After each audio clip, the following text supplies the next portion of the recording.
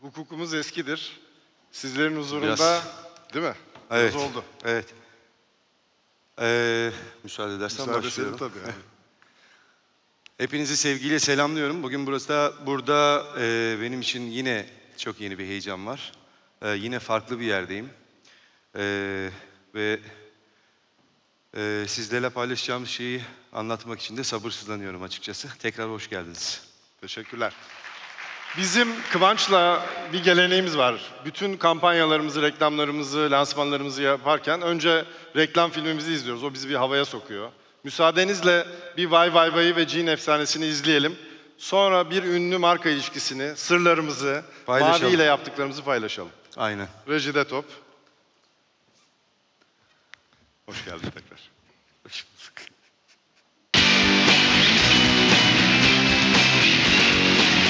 Mavi aşmış kendini ya. Moda bu işte. Anlıyorsun bu işleri. Ve biz de mankenlik yaptık abi. Sanki New York'ta, Paris'te falan gibiyiz. Merkez artık burası abi. Modada merkez İstanbul. İnan buna bak. Başrolle de mavi mi? Aynen. Çok oluyoruz diyorlar diye bir zamanlar. Artık daha da çok oluyorlar.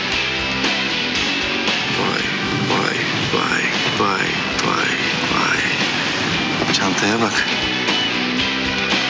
Çok mu çok oluyoruz? Mavi.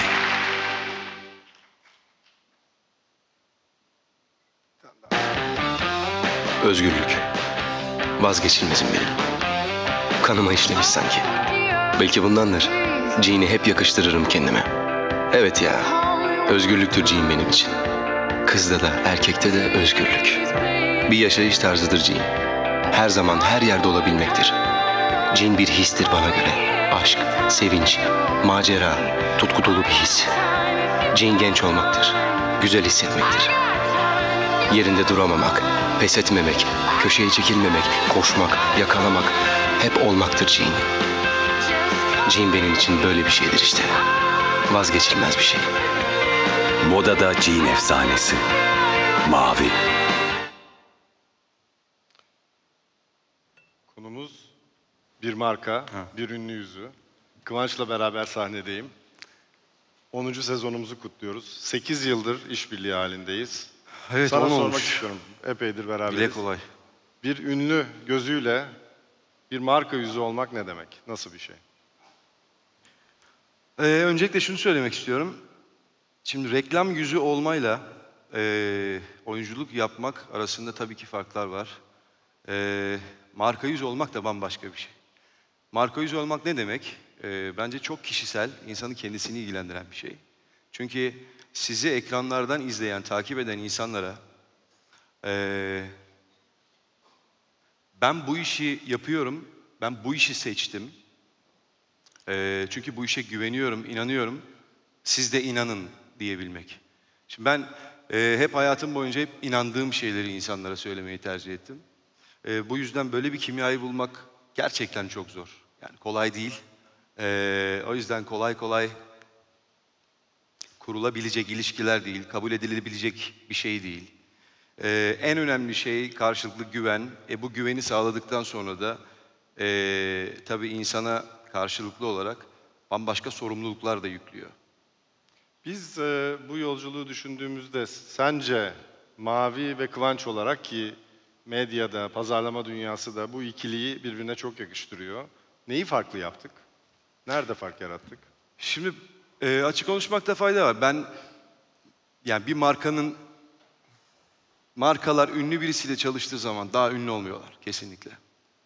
Daha başarılı da olmuyorlar, daha özel de olmuyorlar, daha kaliteli de olmuyorlar. Bence burada yani kalıcı olmak gerekiyorsa çok daha başka şeyler yapabilmek lazım. Bizim şu zamana kadar Mavi ile yaptığımıza inandığım, düşündüğüm şeylerden bahsediyorum. Bunları parantez içerisinde anlatmaya kalksak çok uzun sürer. O yüzden biraz daha kısa keseyim istiyorum. Biz Mavi ile hep yeni şeyler yaptık, hep yeni şeyler ürettik. Hedeflerimizi hep biraz daha ileri götürdük. Bu anlamda işin başındayken maviyle çalışmaya başladığım zaman, maviyi gördükten sonra globalliğini, kalitesini, mavi ekibini, senin arkandaki ekibi, o muhteşem ekibi gördükten sonra ya ben ne kadar güzel bir serüvenin içerisindeyim deyip kendimi çok şanslı hissetmiştim. Duygularım bunlar. Teşekkürler. Rica Ben de- ederim. Ne demek? Bunun için buradayız.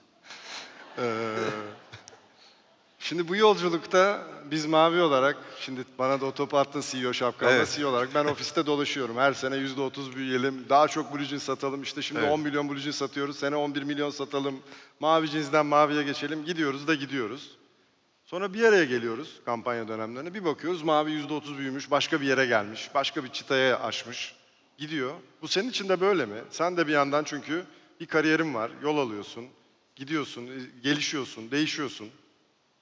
Gelişim herkes için zaten. Ya şöyle söyleyeyim, ben maraton koşucusu veya sen 100 metre koşucusu değilsin. Biz aynı frekanslar üzerinde yürüyen insanlarız. Aynı yol içerisinde yürüyoruz. Hedeflerimiz belli. Önemli olan şey ne birbirimizin arkasında ne de önüne geçmeden hep ileriye doğru ilerleyebilmek çok önemli. Biz Mavi ile beraber bunu başarıyoruz aslında. Yani çok da fazla bir şey anlatmaya gerek yok. Böyle özetleyebilirim geldik. durumu.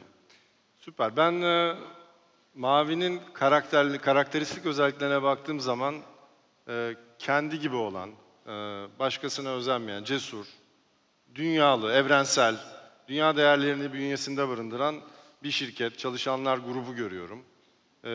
Bunlar tahmin ediyorum saydığım bu noktalar aynı zamanda bizim de ortak noktalarımız. Cesur, yeniliklere açık. Senin bunlara ilave etmek isteyeceğin bir nokta, senin Kıvanç olarak kendinle ilgili, Mavi Kıvanç olarak söylemek isteyeceğin başka bir nokta olur mu? Ortak değerler. Yani şöyle söyleyeyim, ben şimdi doğayı ve denizi çok seven bir adamım. Hayvanları çok seven bir adamım. Evet, burada da gösteriliyor. Yani çok harika bir tecrübe yaşadım mesela Mavi ile. Bunu burada paylaşmakta yarar var. Kesinlikle bir görev değil. Çünkü tutkularımız, yapmak istediklerimiz, hedeflerimiz o kadar aynı ki bu artık görev olmaktan çıktı. Hobilerimizi beraber yapıyormuşuz gibi bir hisse kapılıyorum. Geçen sene Akdeniz kaplumbağalarının yaşam alanlarını korumak için Mavi'nin düzenlemiş olduğu bir etkinlik vardı. Ona katıldım. Hayatımdaki en özel anlardan bir tanesiydi. Evet, o görüntülerde görüldüğü gibi onları yuvadan çıkarmak, denize göndermek başlı başına çok büyülü bir an. Dediğim gibi ortak noktalarımız çok aynı, tutkularımız çok aynı. Yüzü olmuş olduğum markanın da aynı tutkulara sahip olduğunu görünce tamam diyorsun işte. O zaman oldu. Ben buna ilaveler yapmak istiyorum. Biz gerçekten işimizi yaparken ofiste Kıvanç bunu giyer mi, Kıvanç bunu sever mi, Kıvanç bunu söyler mi? Bunları Evet. düşünüyoruz, tartışıyoruz, bize ilham kaynağı da oluyor. Beraber bir cin efsanesi, o reklama bilhassa koydum. Çünkü sana özel diktik, sana özel dile getirdiğimiz bir reklam kampanyası oldu. Gerçek olsun diye uğraşıyoruz, samimi olsun diye uğraşıyoruz. Bunu umarım sen de hissediyorsun. Senin bu konuda görüşlerini alabilir miyim? Tabii yani benim için en önemli konu samimiyet. Bence başarıyı getiren en önemli 2 tane anahtar. Samimiyet artı istikrar. Şimdi Mavi'yle dediğimiz gibi 10. sezonumuzu yaşıyoruz ki benim için hala 1. sezon gibi geliyor. O da ayrı bir konu. Çok yeni şeyler yaptık. Ve birbirimizi çok iyi tanıyoruz. Burada yapabileceklerimizi biliyoruz, sınırlarımızı biliyoruz, üretebileceklerimizi biliyoruz. Ne kadar ileriye gidebileceğimizi biliyoruz. Bu yüzden Mavi benim üzerime dikilmiş reklamlar yaratıyor. Ve ben de bunu oynamıyorum aslında. Çünkü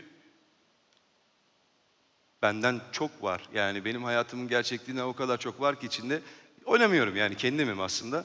O yüzden yani bu samimiyeti yakaladığım sürece bence başarı da oradan geliyor. İzleyici de bunu hissediyor ve alıyor diye düşünüyorum açıkçası. Yani filmde Jean benim vazgeçilmezim dediğim bir an var. Mesela eğer bunu söyleyebiliyorsam bu gerçekten böyle olduğu için söyleyebiliyorum. Çünkü hani gerçekten giysiz dolabıma baktığınız zaman en çok giydiğim ürünün başında Jean var. Burada da tahmin ediyorum ki birçok kişi de aynı tercihi yapıyordur. Normal. Biz bu işleri ortaya koyarken, büyük kampanyalar yaptığımızda sonuçta bu iş dönüyor, dolaşıyor. Mutfak bugünkü sosyal dijital mecrada etkiletişim ve iletişim olarak geri dönüyor. En güzel kısma geldi tabii şimdi. Şimdi bu kadar müşteriyle içli dışlı olduğumuz, bu kadar güzel paylaşımların olduğu bir dünya tabii Evet. yıkılıyor. Yaratıcılık, Yani Türkiye'nin yakışıklılık seviyesi %50 adam bu adam karşılıyor demişler mesela. hangisi? Şurası. Yani Kıvanç yurt dışına gittiği zaman Türkiye'nin yakışıklık ortalaması bayağı bir dengeyi Ya kaybediyor. iyiymiş. gibi. Fena değil. Eyvallah. Kıvanç Tatlıtuğ cinleri öyle bir anlatıyor ki cin olası geliyor insanın demiş başka birisi. Ya acayip yaratıcılar. Biz bu bizim her toplandığımız zaman genelde kendi aramızda, aile arasında da sohbetlerde yine böyle şeyler çıkartıp en azından kim ne yapmış, kim ne etmiş, bak işte bunlar oldu, şunlar oldu deyip eğlendiğimiz birçok anlardan bir tanesidir bu. Şöyle yapalım bir dahaki sefere. Evet, arkadaşlar çok yaratıcılar. Bir dahaki sefere toplandığımız zaman en yaratıcı olanlardan birkaç tanesini eğer davet edersek onlarla da gülüp sohbet edip duygularını ve düşüncelerini alabiliriz. Bence çok daha güzel olur, çok güleceğiz o zaman. Bak ama başka bir şey daha göstereceğim. Sadece güçlü metin yazarları yok. Ha. Modeller de var. Çağıracaklarımız arasında pek çok Kıvanç rakibi var yani. Hani. Yakışıklılara bak. Bebekler var, geleceğin nesili. Kardeşim iyiymiş ya. O çok beğendim. Harika. Yani bugünkü sosyal medya, dijital tabii büyük bir coşku. Ben şimdi konuşmamızın sonuna gelirken toparlamak adına bir de Kıvanç sorusu sormak istiyorum. Neticede belki farkındasınız, Organize İşler filmi çıkacak, bambaşka bir karakteri canlandırıyorsun orada. Şu anda dizisi var, Çarpışma. Harikalar yaratıyorsun, büyük bir heyecan ve ilgiyle izleniyor. Bu karakterler, bu oyuncular nasıl çıkıyor? Nasıl doğuyor, nasıl ortaya çıkıyor? Biraz da oyunculuk kariyerinden, özelinden bahsedelim. Kendimi anlatma kısmını mı Kendini yazdın? anlatalım, anlat. Evet. Şu ana kadar ya aslında oyunculuk 15 yıldır yaptığım bir şey. Derya deniz hiçbir zaman sonu gelmeyecek bir yolculuk.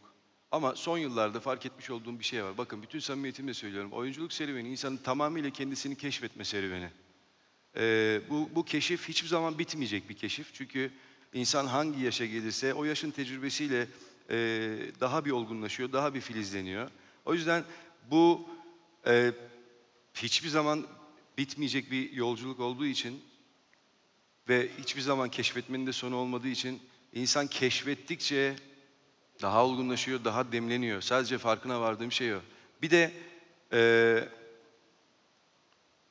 bunu daha samimi konuşmak gerekirse, daha önce başka bir yerde konuşmadım ama nedense burada konuşmak istedim. Çünkü belki de ihtiyacım var söylemeye, bilmiyorum. Şimdi ilk yapmış olduğum işlere bakıyorum. Evet, zamanında işte 15 yıl öncesinden yapmaya başladım. Dizilerim var. Bir tek şey istemişim işin başındayken. O da tamamen başarılı olmak. Yani mükemmel bir şey ve başarılı bir iş. Zamanla bunun altının aslında biraz boş olduğunu görmeye başladım. Tabii bu çok kişisel bir şey. Ve işin içerisine tamamen samimiyet ve dürüstlük. Yani ne yaparsam, neyi seçersem seçeyim, neyi yapmaya karar verirsem, kendi hayatımın süzgecinden geçirip o masaya koyduğum zaman o işe de bir samimiyet oluyor. Eğer bunu koyamazsam yapmayı bundan sonra da reddederim. Son yıllarda da hep bunu yaptım. O yüzden üretmeye devam, samimi olmaya devam. Bunun sonu yok. Teşekkür ederim. Ben teşekkür ederim. Biz birlikte çok şey kutladık. Bugün 10. sezonumuzda da marka konferansında, Türkiye'nin marka zirvesinde bu sahneyi paylaşma şansımız oldu. Ben de herkes adına sana çok teşekkür ederim. Var mı söylemek istediğim bir şey? Hadi gidip biraz cin satalım. Bu benim repliğim. Senin repliğini çaldım. Evet, çaldık. Biz iyi bir yol arkadaşı olduk, muazzam bir yol arkadaşı olduk. Son reklam kampanyamızda yol arkadaşlığımızı anlatıyor. Onu izleyelim, sahneden ayrılalım. Hepinize çok teşekkür ediyorum. Çok teşekkür ederiz. Sağ olun.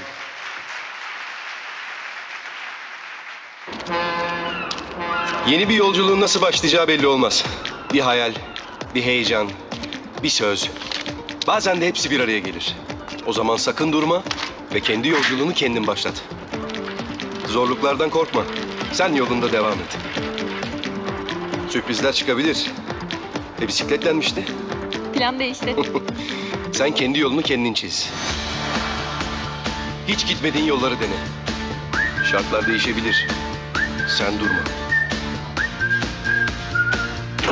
Bazen çok yorulacaksın. Şaka değil ha. Çok. Çok terleyeceksin. Sınırlarını zorla. Aslında en şahanesi vardığın yer değil, vazgeçilmez yol arkadaşındır. Mavi. Hep mi çok maviyiz?